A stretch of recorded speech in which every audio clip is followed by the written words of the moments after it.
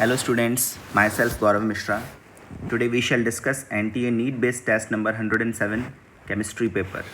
Let's start. Coming to the first question, calculate the equivalent weight of metal if the oxide of a metal contains 32% oxygen. इस question में मुझे कुछ information की deficiency नज़र आई. Some lesser information is given as compared to the information required. Nevertheless, let's proceed with the question. Let's assume that we have 100 gram of metal oxide. 100 gram of metal oxide में we will have 68 grams of metal and 32 grams of oxygen. If we convert this 32 grams of oxygen into moles of oxygen atoms, then we get 2 moles of oxygen atoms. These 2 moles of oxygen atoms will be in the form of oxide ions. In the absence of any further information, we will assume that 68 grams of metal corresponds to 1 mole of metal. Right? Now, these oxygen atoms are gaining 2 electrons each. So we have 2 moles of oxygen atoms which will gain total 4 moles of electron to form 2 moles of oxide ions.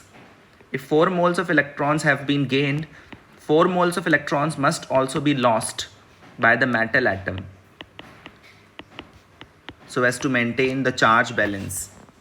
So the N factor for the metal comes out to be 4.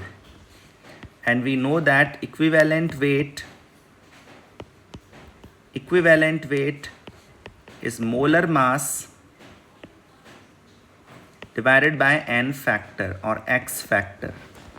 Molar mass of the metal in the absence of any further information would have to be assumed to be 68 grams per mole, जिसको अपन 4 से divide करेंगे तो equivalent weight E आ जाएगा 17 grams पर equivalent.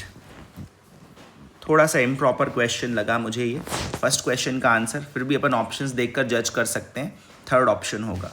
Coming to the second question, which is the main postulate of Bohr's model of atom in the following. Protons are present in the nucleus. Bohr's model से पहले जो Rutherford's model आया था उसमें ये सारी बातें कही गई थी. Protons are present in the nucleus, electrons are revolving around the nucleus, centrifugal force produced with the revolving electrons balances the force of attraction between the electron and the protons. ये फर्स्ट 2 स्टेटमेंट्स तो Rutherford's model के हैं. Bohr's model में जो नई बात कही गई थी that was about the existence of stationary orbits and the stability of stationary orbits is possible only if the angular momentum of electron is an integral multiple of h upon 2 pi. इसको अपन बोलते हैं Bohr's quantisation principal.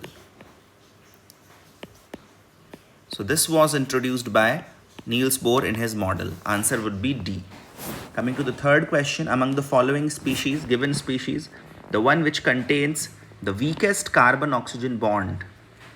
Weakest carbon-oxygen bond will correspond to lowest bond order. Lowest bond order of carbon-oxygen bond. To determine the bond order, we will have to draw the Lewis structures or the resonance hybrids. Carbon dioxide का Lewis structure कुछ इस तरह से है. Acetate ion में हमें resonance hybrid के बारे में सोचना होगा, which looks like this. Carbon monoxide का ल्यूइस स्ट्रक्चर ये है. कार्बोनेट आयन में we have 3 equivalent carbon oxygen bonds. 1 pi bond character is distributed over 3 CO bonds. Right? तो अगर अपन यहाँ पर कार्बन ऑक्सीजन बॉन्ड ऑर्डर देखें तो वो 2, 1.5, 3 एंड 1.33 है इन 4 स्पीशीज में. And lowest bond order will correspond to the weakest bond. So the bond order in carbonate ion is the lowest and the bond of carbon oxygen is the weakest in carbonate ion among the 4 given species. Coming to the fourth question, calculate the mole fraction of water in a mixture containing 18 grams of water and 414 grams of ethanol. Assume ideal behavior of the mixture. Ideal behaviour का तो इस question से कोई relation नहीं है as such, इसको देखकर आप कंफ्यूज ना हो। आपको वाटर का मोलर मास पता ही होगा 18 grams per mole. So 18 grams of water is essentially 1 mole water. Ethanol C2H5OH का मोलर मास 46 ग्राम्स पर मोल होता है। जब उसको अपन ने मोल्स में बदला तो ये वैल्यू आई 9 moles. We have to determine the mole fraction of water. Water in this solution is a solute. Solvent यहाँ पर इथेनॉल है, सॉल्वेंट का अमाउंट ज़्यादा है, इथेनॉल का अमाउंट ज़्यादा है। मोल फ्रैक्शन आ रहा है 0.1, first option. Easy question. Fifth question पर आते हैं। Total number of lattice arrangements in different crystal systems is. So there are 7 basic crystal systems और उनमें पार्टिकल्स कहाँ प्रेजेंट हैं उसके बेसिस पर these 7 crystal systems are divided into 14 Bravais lattices. So according to my judgment, the total number of lattice arrangements should be 14. The answer of this question should be 14, whereas in the key it is given to be 7. I would like to claim the answer given to be wrong. The answer should be D. There are 14 lattice arrangements possible. Coming to the sixth question. Calculate the pressure of a gas at constant volume. Volume is constant, mass is constant, means moles are also constant. The gas was originally at 1 atmosphere pressure. It was cooled from 273 degrees Celsius to 0 degrees Celsius. So the only thing that you have to be careful about is to convert these temperatures into kelvins. 273 degrees Celsius is 546 Kelvin. 0 degrees Celsius is 273 Kelvin, which means the temperature has been halved. Temperature has been halved at constant volume and number of moles. That means pressure would also be halved due to direct proportionality. So the final pressure would become 0.5 atmosphere or half atmosphere, which we can see in option A. Coming to the seventh question, determine the molecular formula of an organic compound containing 49.3% carbon, 6.84% hydrogen, and its vapor density is 73. So the remaining amount would be of oxygen. This we can very well assume given the options. Remaining is oxygen. Vapor density होता है density of the gas upon density of hydrogen gas. Under the same temperature and pressure conditions, vapor density का formula simplify होकर बन जाता है molar mass of the gas upon molar mass of hydrogen which is 2 grams per mole. तो यहाँ से अपन को molar mass of the gas मिल रहा है 2 times 73 grams per mole which is 146 grams per मोल। ठीक है ना। अब इस 146 ग्राम्स पर मोल में से कार्बन कितना है, हाइड्रोजन कितना है, वो हमें फाइंड करना है। If we assume that we have a sample of 1 mole compound then its mass is 146 grams. Out of that, how much is carbon? 49.3% is carbon. And if you determine this value, this will come out to be 72 grams. 72 grams of carbon is equivalent to 6 mole carbon. Molar mass से divide करें तो 6 mole carbon मिलेगा. Similarly, if we determine the mass of hydrogen, it is 6.84% of 146 grams. ये अगर आप find करने जाएंगे तो ये रफली 10 ग्राम्स आएगा। 10 grams of hydrogen atoms are equivalent to 10 moles of hydrogen atoms. वैसे आप देखें कि ऑप्शंस में 6 मोल कार्बन सिर्फ सेकंड ऑप्शन में नज़र आ रहा है। ठीक है ना। 1 मोल कंपाउंड लेने पर 6 मोल कार्बन सिर्फ बी से मिलता हुआ नज़र आ रहा है और किसी से मिलता हुआ नज़र नहीं आ रहा है। तो श्योरली आंसर बी ही है। अगर आप पूरी प्रोसेस करना चाहते हैं रियल एग्जाम में तो आपको ऑप्शंस भी देखने चाहिए और डायरेक्टली आंसर मार्क करना चाहिए। फिलहाल अगर मैं पूरी प्रोसेस करूं तो अब मुझे मास ऑफ ऑक्सीजन फाइंड करना होगा। उसके लिए मैं 146 में से कार्बन का मास और हाइड्रोजन का मास सब्ट्रैक्ट कर देता हूं, जिससे वैल्यू आ रही है 64 ग्राम्स। ऑक्सीजन एटम्स का मोलर मास है 16 ग्राम्स पर मोल।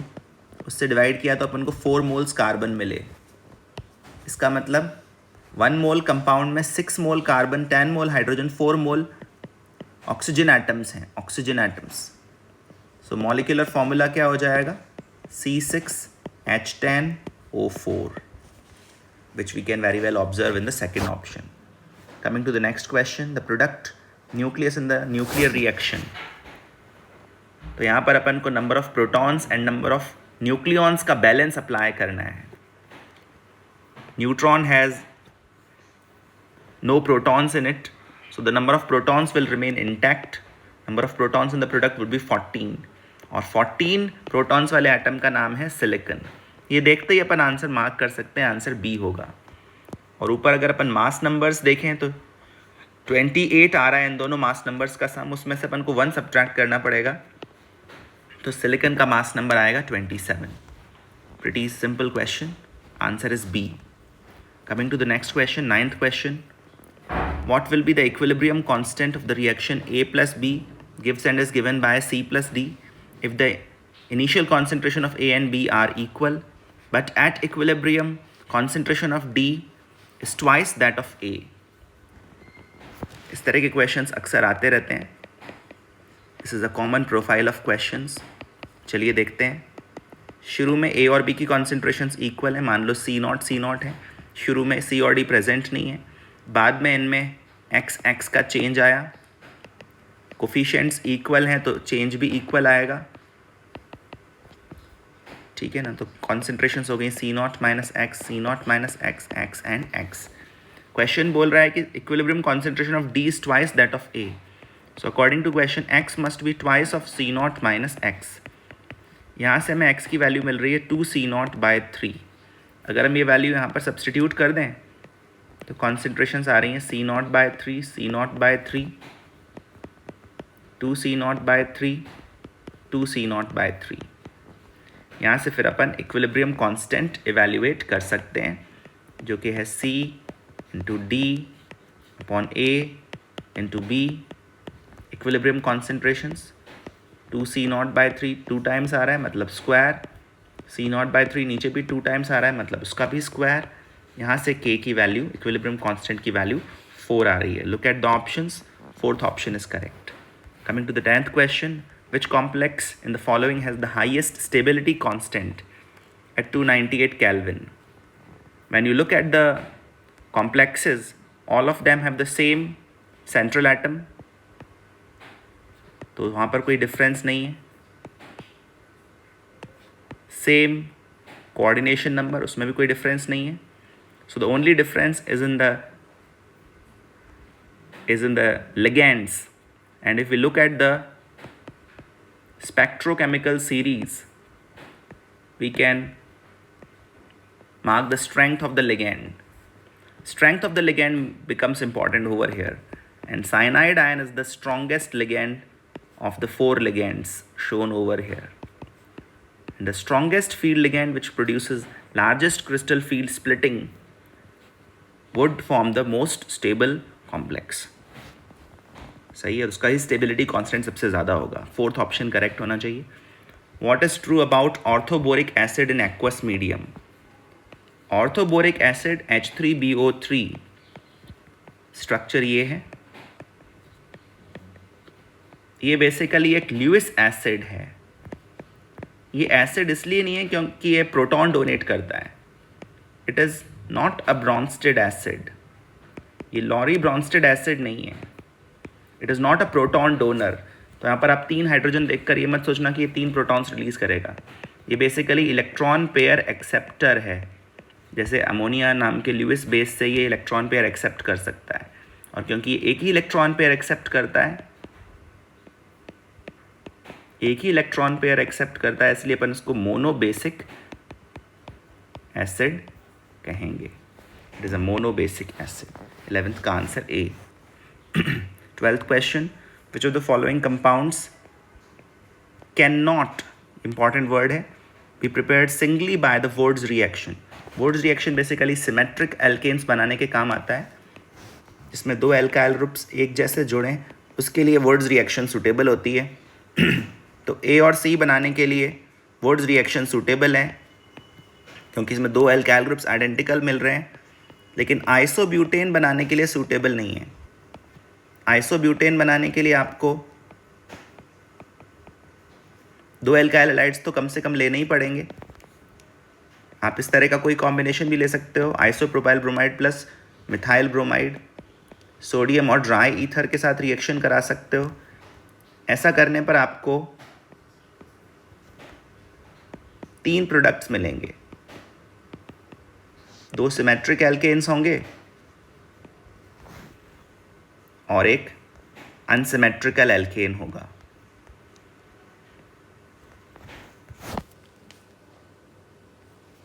इस तरह का।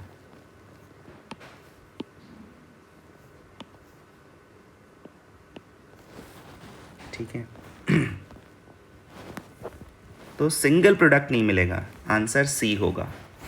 Coming to the 13th question, in which thermodynamic process temperature of the system decreases? Adiabatic compression, isothermal compression. Obviously isothermal process तो होगी नहीं, क्योंकि आइसोथर्मल प्रोसेस में तो टेम्परेचर कांस्टेंट रहता है। एडियाबेटिक प्रोसेस ही हो सकती है।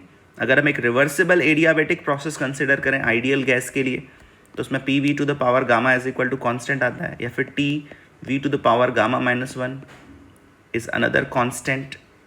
ठीक है ना, रिवर्सिबल एडियाबेटिक एक्सपेंशन और कॉन्ट्रैक्शन के लिए इक्वेशन अप्लाई होती है। Reversible adiabatic process for an ideal gas, यहाँ पर गामा को बोलते हैं एडियाबेटिक कांस्टेंट। तो ये वाला जो एक्सप्रेशन है ये हमें बता रहा है कि अगर हम वॉल्यूम बढ़ाएंगे तो टेम्परेचर डिक्रीज़ होगा, वॉल्यूम कम करेंगे तो टेम्परेचर इंक्रीज़ होगा। यहाँ पर अपन टेम्परेचर डिक्रीज़ करना चाह रहे हैं, तो टेम्परेचर डिक्रीज़ करने के लिए हमें वॉल्यूम बढ़ाना होगा, मतलब एक्सपेंशन करना होगा। तो 13 क्वेश्चन का answer D. Coming to the 14th question, total number of possible enantiomeric pairs that can be obtained during monochlorination of 2-methyl butane is। तो सबसे पहले 2-methyl butane बनाएं, ये है 2-methyl butane, इसका अपन को करना है मोनोक्लोरिनेशन। तो मोनोक्लोरिनेशन तो इसका मल्टीपल साइट्स पर हो सकता है, ये दोनों पोजीशंस एक जैसी हैं, इसके अलावा एक पोजीशन ये है, एक पोजीशन ये है और एक पोजीशन ये है। अगर अपन सारे क्लोरीनेटेड प्रोडक्ट्स लिखें, लेफ्ट में क्लोरीनेशन करने पर ये वाला कार्बन कायरल बन जाता है, इसका मतलब यहाँ पर अपन को रेसिमिक मिक्सचर ऑब्टेन होगा।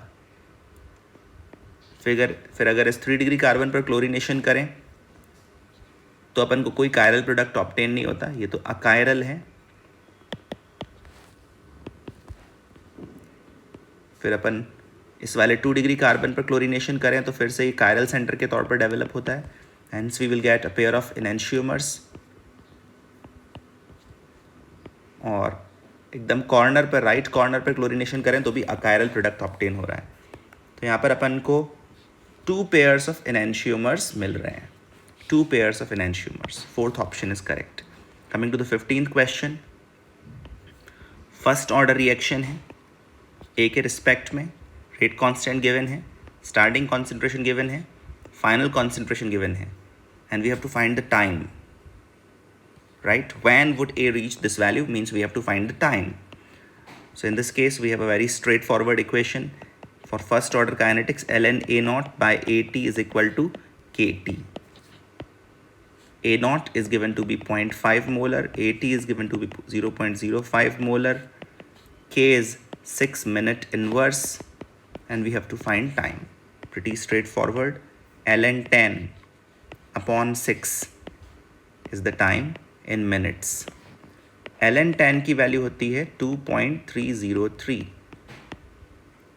If we divide 2.303 by 6, we will get something in the vicinity of 0.384 minutes, which is the first option. Coming to the 16th question, the rate of formation of C is given. What is the rate of disappearance of A? तो यहाँ पर तो अपन को simple coefficients के बारे में सोचना है। ए का कोफिशिएंट 2 है, सी का कोफिशिएंट 1 है। 2 मोल्स ऑफ ए कंज्यूम होते हैं तो 1 मोल ऑफ सी बनता है। इसका मतलब जो rate of disappearance of A है वो ट्वाइस है as compare to the rate of appearance of C. ठीक है ना, डबल अमाउंट ए का कंज्यूम हो रहा है, तो 4.4 into 10 to the power -3 moles पर लीटर पर मिनट। यहाँ पर ये जो चीज़ है ये पर मिनट है, इसको लेकर कंफ्यूज ना हो। थर्ड ऑप्शन करेक्ट है. Coming to the next question, what is the correct order for the wavelength of absorption in the visible region? तो यहाँ पर बात जो है वो लिगेंड की स्ट्रेंथ पर आ जाती है. आप देख सकते हैं सारे के सारे जो कॉम्प्लेक्सेस हैं उनमें सेंट्रल एटम सेम है, कोऑर्डिनेशन नंबर सेम है. अगर अपन स्पेक्ट्रोकेमिकल सीरीज जाकर देखें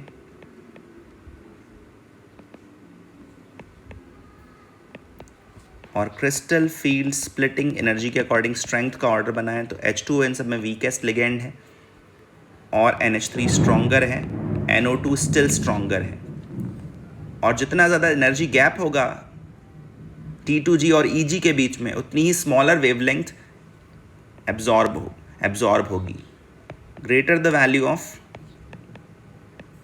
क्रिस्टल फील्ड स्प्लिटिंग एनर्जी,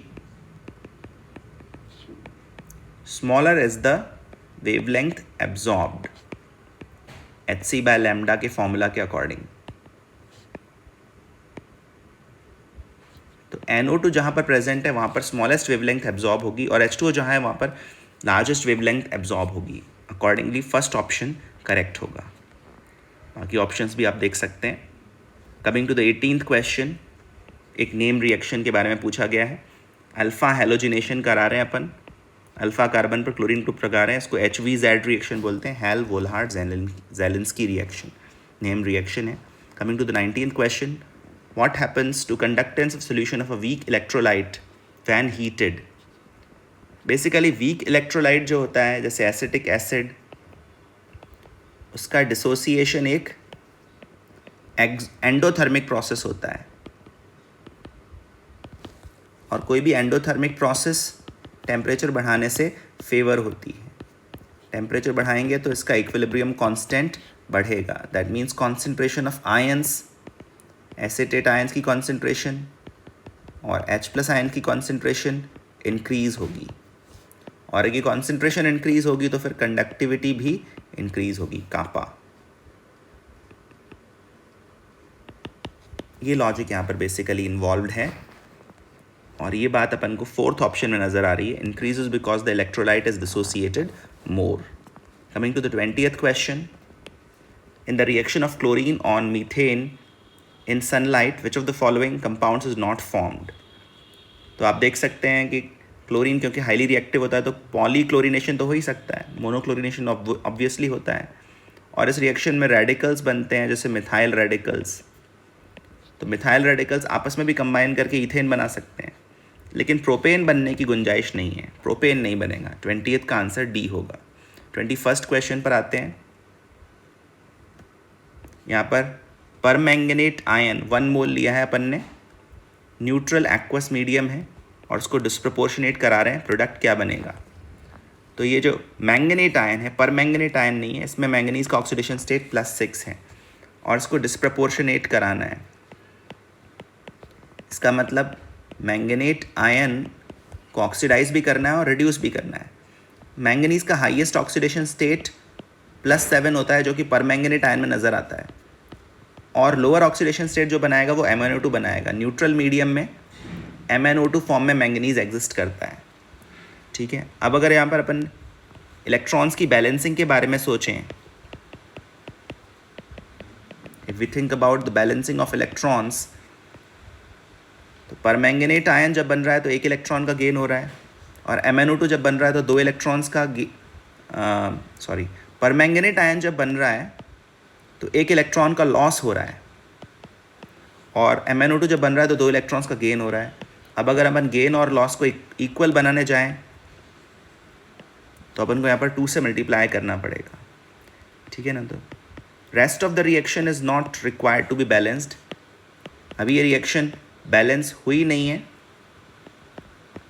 लेकिन इसको पूरा पूरा बैलेंस करना हमारा कंसर्न भी नहीं है. अभी हम सिर्फ MnO4 माइनस, MnO4 2 और MnO2 का कोफिशिएंट फाइंड करने में इंटरेस्टेड थे, जो हमने फाइंड कर लिया है. अब आप स्टोइशियोमेट्री अप्लाई करो. अगर आप इसको 1 मोल लेते हो तो MnO4 कितना बनेगा? 2/3 मोल. और MnO2 कितना बनेगा? 1/3 mole according to the coefficients. 2/3 mole and 1/3 mole. First option is correct. Coming to the next question, 22nd question. a gaseous organic compound decolorized by alkaline KMnO4 solution but gives no precipitate with ammoniacal cuprous chloride.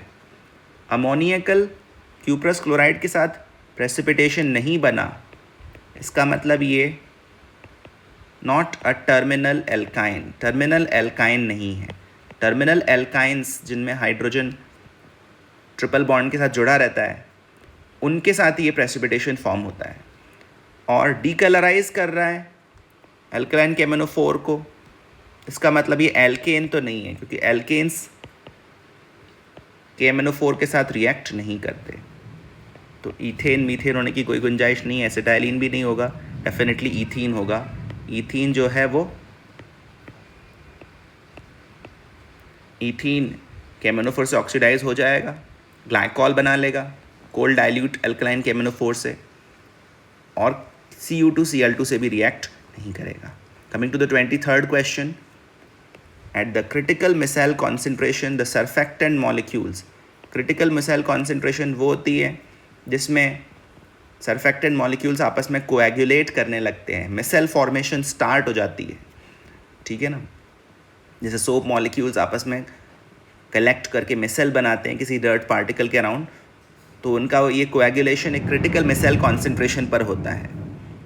यहाँ पर molecules आपस में associate करते हैं. 23rd question का answer C होगा. Coming to the 24th question, which of the following is the intermediate in the reduction of nitrobenzene? Nitrobenzene को अपन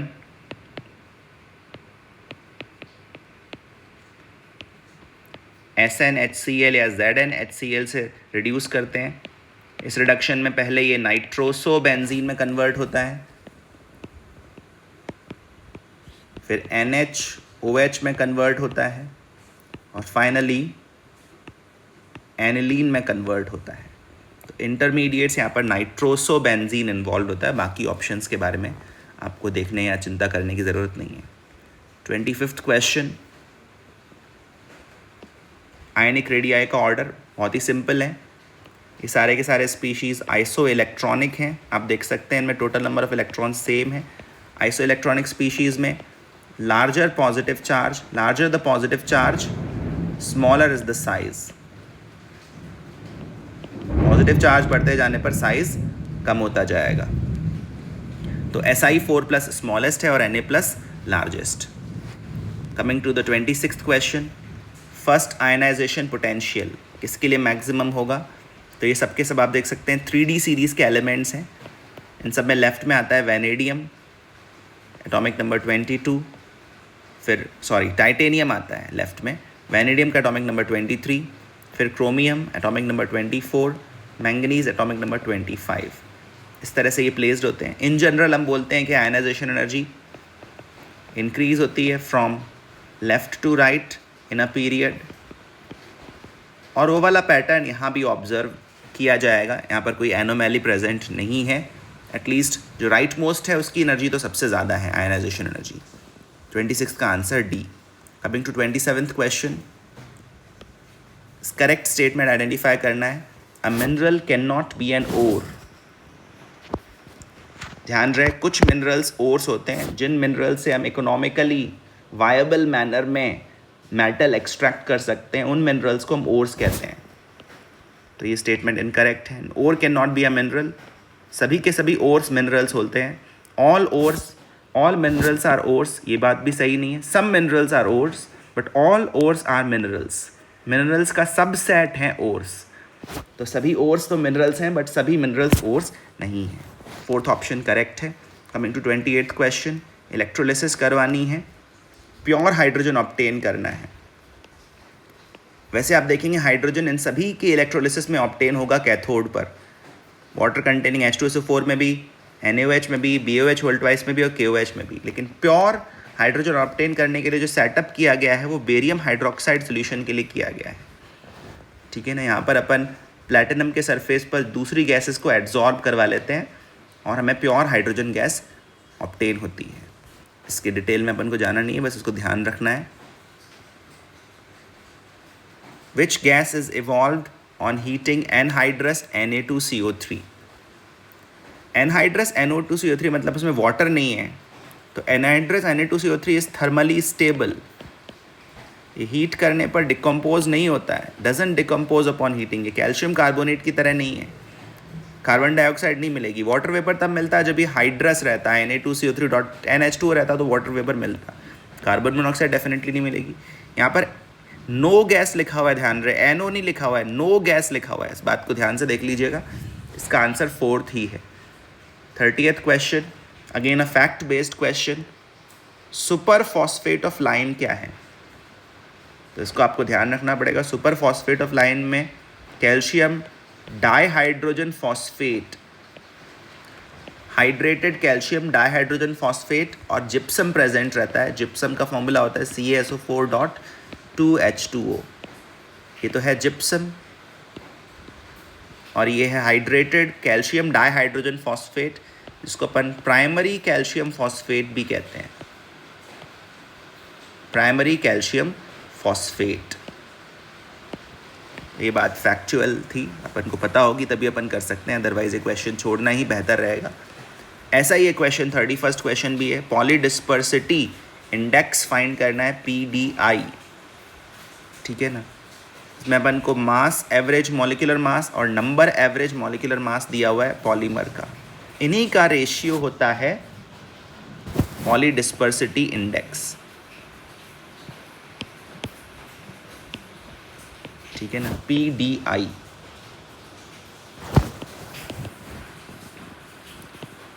तो average molecular mass which is based on mass and average molecular mass which is based on number, इसका ratio लेंगे 40,000 upon 30,000, ये आ रहा है 4/3 which is obviously greater than 1।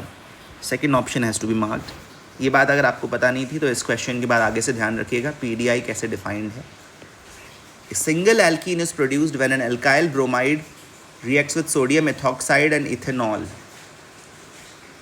ठीक है ना। एल्कीन बनाया, फिर इस एल्कीन का हाइड्रोजिनेशन करवाया और एल्केन बनाया, 2-मिथाइल butane.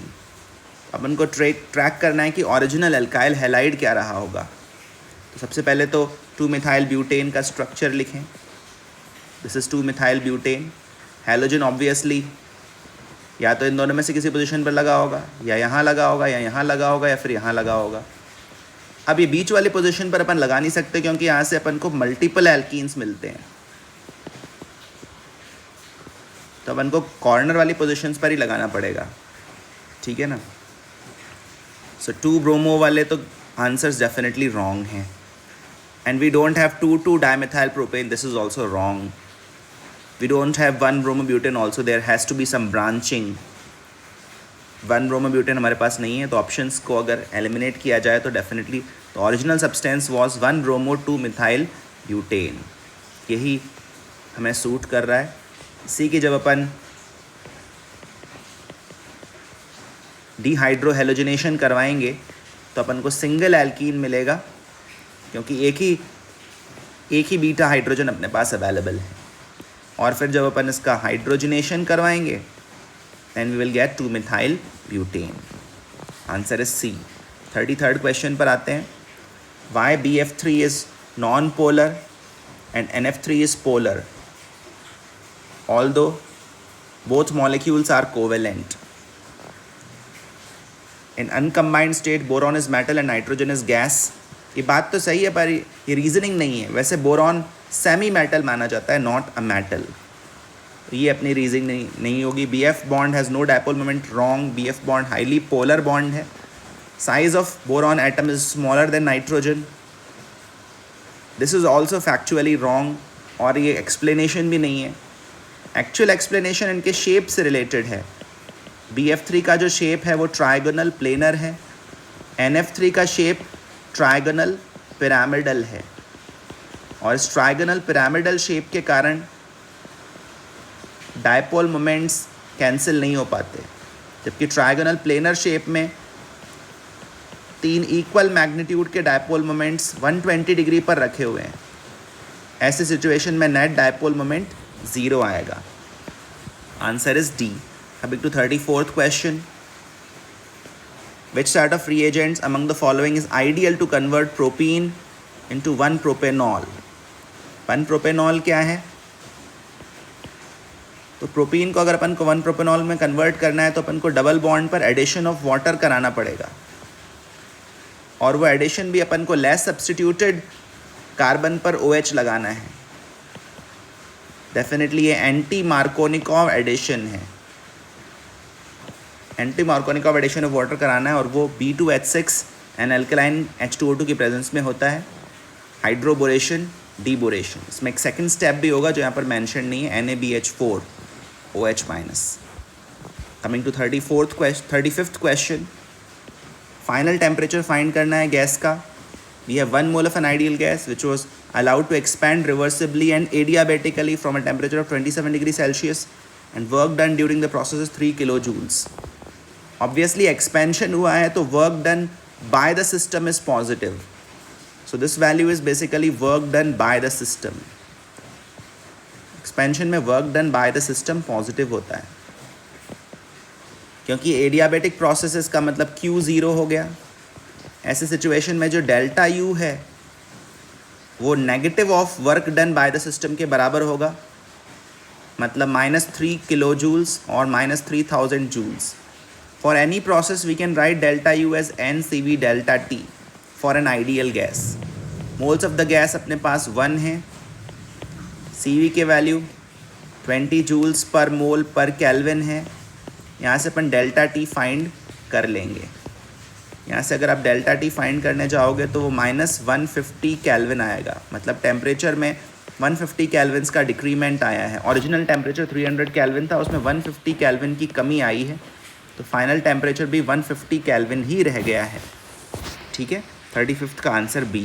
Coming to 36th question. When alkyl halides react with aromatic compounds in the presence of anhydrous AlCl3. ये तो नेम रिएक्शन है. RX की बेंजीन के साथ रिएक्शन, इसको अपन फ्रीडल क्राफ्ट रिएक्शन कहते हैं. ठीक है ना. इसमें अपन को एल्काइल बेंजीन्स मिलते हैं, कार्बोकेटायन फॉर्म होता है.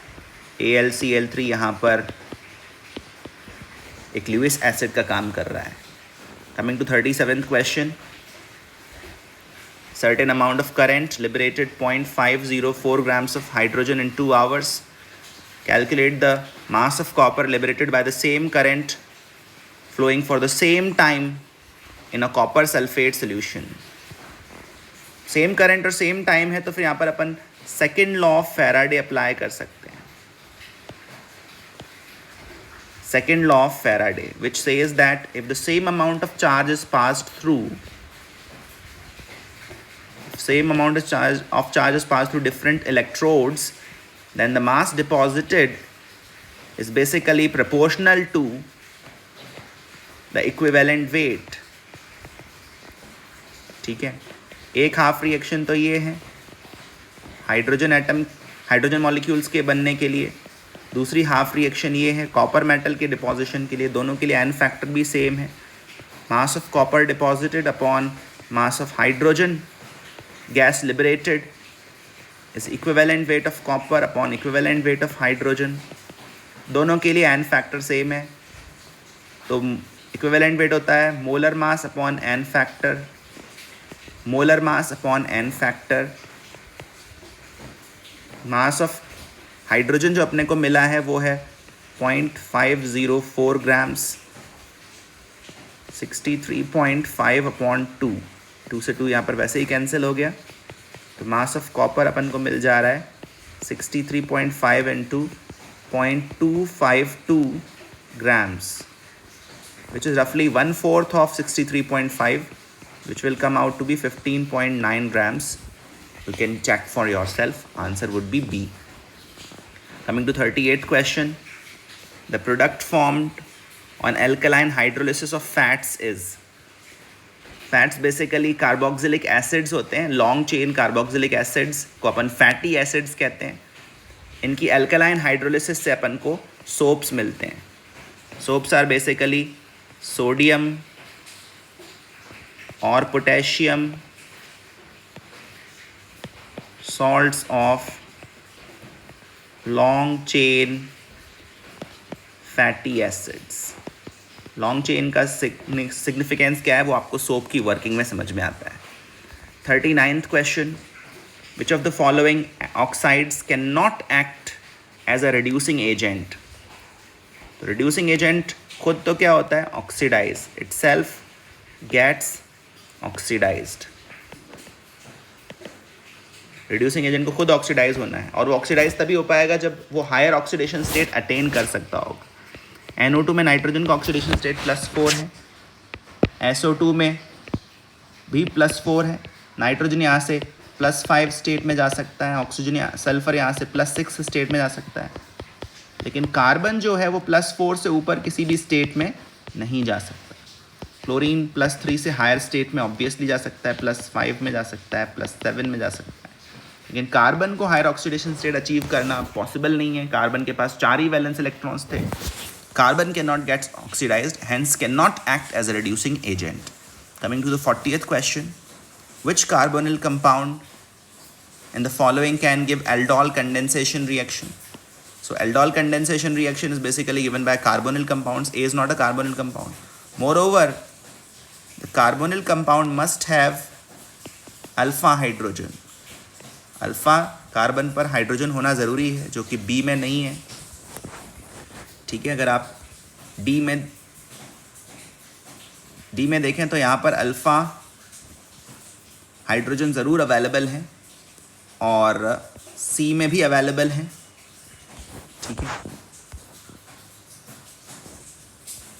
पर डी में क्योंकि स्टेरिक हिंड्रेंस ज़्यादा है, बल्कि ग्रुप लगा हुआ है, इस वजह से अपन ज़्यादा प्रेफरेंस सी की मानेंगे. It would be a more reactive carbonyl compound. ठीक है, सी और डी वैसे दोनों ही ऑप्शन सूटेबल लग रहे थे. Antiseptic chloroxylenol acts as an antiseptic. इसके स्ट्रक्चर में आपको ध्यान ये रखना है कि इसमें 2 CH3 ग्रुप्स हैं, OH ग्रुप है और क्लोरीन है बेंजीन रिंग पर. ये तो नाम से भी जाहिर हो रहा है chloroxylenol.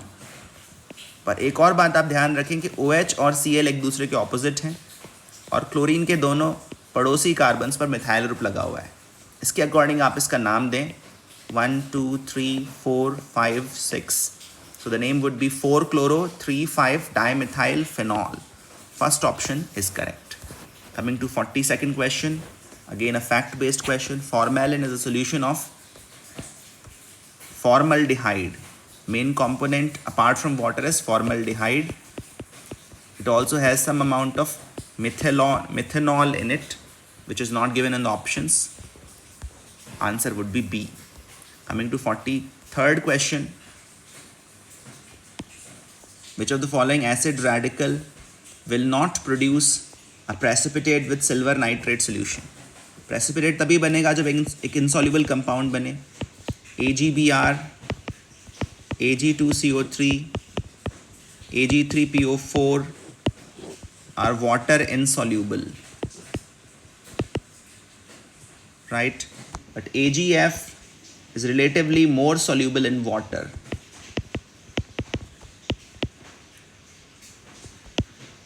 Hence AgF will not precipitate out. Answer would be A. Coming to 44th question, calculate the pH of a solution obtained by mixing 10 ml of 1 normal sodium acetate solution and 50 ml of 2 normal acetic acid solution. Acetic acid और sodium acetate के लिए normality और molarity equal होते हैं. इनके लिए n factor 1 होता है, तो अपन नॉर्मेलिटी को मोलैरिटी भी ले सकते हैं यहाँ पर. अगर आप यहाँ से एसिटेट आयंस के मोल्स फाइंड करेंगे तो आपको वॉल्यूम को मोलैरिटी से मल्टीप्लाई करना चाहिए, आपको मिलेंगे 10 मिलीमोल्स. एसिटिक एसिड के लिए फाइंड करें तो आपको मिलेंगे 100 मिलीमोल्स. इस के वैल्यू से अगर आप pKa फाइंड करें माइनस लॉग Ka, वो होता है 4.74. And then we will apply Henderson Hasselbalch equation. pH is equal to pKa plus log moles of base upon moles of conjugate acid. 4.74 acid के मोल्स ज़्यादा हैं, बेस के मोल्स 10 मिलीमोल्स हैं और एसिड के 100 हैं, तो ये log 1/10 आ रहा है. And log 1/10 is basically -1, so the pH value is coming out to be 3.74. 3.74 first option है, विच इज़ द आंसर.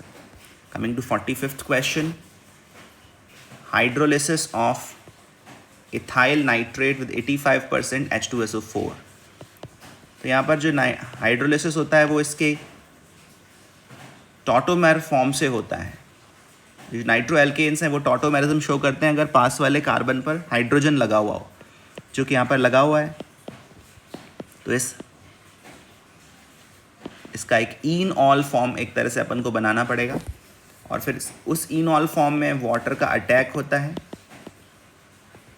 और अल्टीमेटली N2O रिलीज़ होता है, और अपन को हाइड्रोलिसिस के बाद एक एसिड ऑब्टेन होगा. यहाँ पर अगर इस कार्बन पर एक ही हाइड्रोजन होता तो अपन को कीटोन ऑब्टेन होता. अभी 2 हाइड्रोजन है तो अपन को एसिड ऑब्टेन होगा, and that acid is acetic acid. 45th का answer D. So that's it about today's test paper. तो आज का टेस्ट पेपर बेटर लगा मुझे प्रीवियस कुछ दिनों के टेस्ट पेपर से. It was a standard test paper. Some memory based questions although were there, but overall आप स्कोर कर सकते हैं इसमें, ठीक है ना. I would say that any score in excess of 150 is very good for this test paper, and if you are scoring in deficit of 130, then I would say it is not very satisfactory at this stage of the preparation. एक अच्छे student को 130 से कम तो यहाँ पर score नहीं करना चाहिए. So that's it from me for today's test paper. आगे किसी टेस्ट पेपर के डिस्कशन में मुलाकात होगी. आज के लिए इतना ही. Thank you very much.